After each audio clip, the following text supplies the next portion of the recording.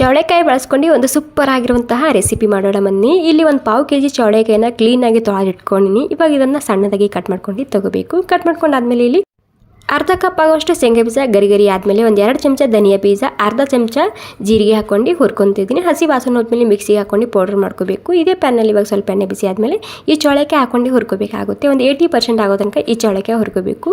ಇವಾಗ ಮತ್ತೆ ಇದೇ ಪ್ಯಾನ್ನಲ್ಲಿ ಒಂದು ಸ್ವಲ್ಪ ಎಣ್ಣೆ ಹಾಕ್ತಿದ್ದೀನಿ. ಎಣ್ಣೆ ಬಿಸಿ ಆದಮೇಲೆ ಸಾಸಿವೆ, ಜೀರಿಗೆ, ಹಿಂಗೆ ಹಾಕ್ತಿದ್ದೀನಿ. ಒಂದು ಸ್ವಲ್ಪನೇ ಒಂದು ಅರ್ಧ ಚಮಚ ಕಡಲೆಬೇಳೆ, ಅರ್ಧ ಚಮಚ ಉದ್ದಿನಬೇಳೆ ಹಾಕ್ಕೊಂಡಿನಿ. ಕರಿಬೇವು ಸೊಪ್ಪು ಸೇರಿಸ್ತಿದ್ದೀನಿ. ಇವಾಗ ಸಣ್ಣದಾಗಿ ಕಟ್ ಮಾಡಿದಂತಹ ಬೆಳ್ಳುಳ್ಳಿ ಮತ್ತು ಈರುಳ್ಳಿ ಸೇರಿಸ್ತಿದ್ದೀನಿ. ಈರುಳ್ಳಿ ಕೆಂಪಾಗೋ ತನಕ ಹುರ್ಕೊಂಡಾದ್ಮೇಲೆ ಇವಾಗ ಚೌಳೆಕಾಯಿನ ಸೇರಿಸ್ತಿದ್ದೀನಿ.